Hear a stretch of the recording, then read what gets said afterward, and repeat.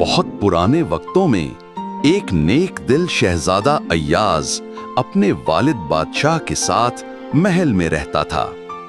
وہ ہمیشہ چھوٹے جانوروں سے محبت کرتا اور جنگل میں جا کر ان کی مدد کرتا۔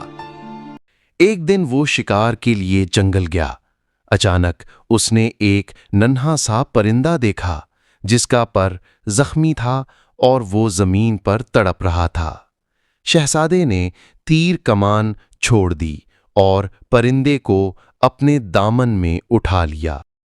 پرندے نے کمزور آواز میں کہا، مجھے مت چھوڑنا، مجھے پانی اور آرام چاہیے۔ شہزادے نے شکار کرنا چھوڑ دیا اور پرندے کو قریبی چشمے کے پاس لے گیا۔ اس نے اپنے رومال سے پرندے کے پر پٹی باندھی اور دانے ڈالے۔ کچھ دنوں بعد پرندہ ٹھیک ہو گیا اور ایک دن وہ بولنے لگا، اے شہزادے، میں عام پرندہ نہیں ہوں بلکہ ایک جادوئی پرندہ ہوں۔ تم نے میری جان بچائی ہے، اس لیے میں تمہیں ایک انعام دوں گا۔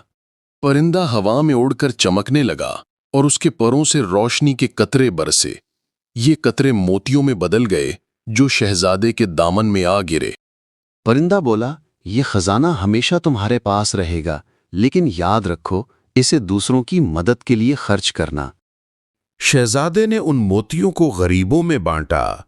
اس کی نیکی اور رحم دلی کی وجہ سے بادشاہت میں خوشحالی اور سکون پھیل گیا۔